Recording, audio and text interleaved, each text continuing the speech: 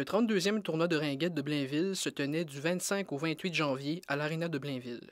Les amateurs du sport ont eu droit à des prestations de haut niveau de 36 équipes féminines, soit de plus de 400 joueuses de tous âges accompagnées de leurs familles.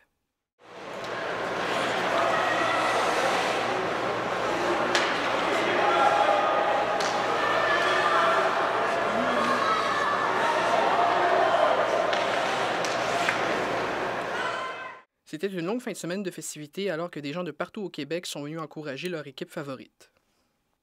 En plus des parties présentées en continu sur les deux glaces des installations blainvilloises, les gens ont eu droit à 2 rencontres opposant 2 équipes de la Ligue nationale de ringuette.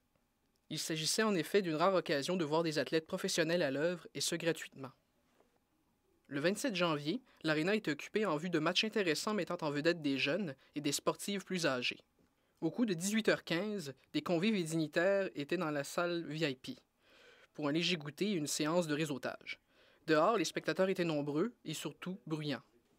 1 heure plus tard, à 19h15, des élus de la ville et des membres du comité organisateur étaient présentés au public au centre de la glace.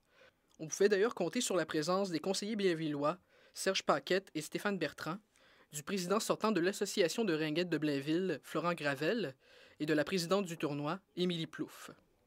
Cette dernière a adressé quelques mots aux convives. La ringuette, un sport de plus en plus populaire. Bienvenue au 32e tournoi de ringuette de Blainville. Pendant le tournoi, il y a 36 équipes de jeunes filles âgées de 8 ans jusqu'à des femmes de plus de 50 ans qui s'affrontent et qui proviennent de tous les coins du Québec. Nous avons entre autres 7 équipes de la ville de Blainville. Le tournoi permet de faire la promotion de la ringuette et amener des jeunes filles à faire du sport. La ringuette est un sport d'équipe pour les filles seulement. Il n'y a pas de contact. Les filles apprennent à jouer avec dignité. En plus, dans la région des Laurentides, nous avons un sport d'études de ringuette.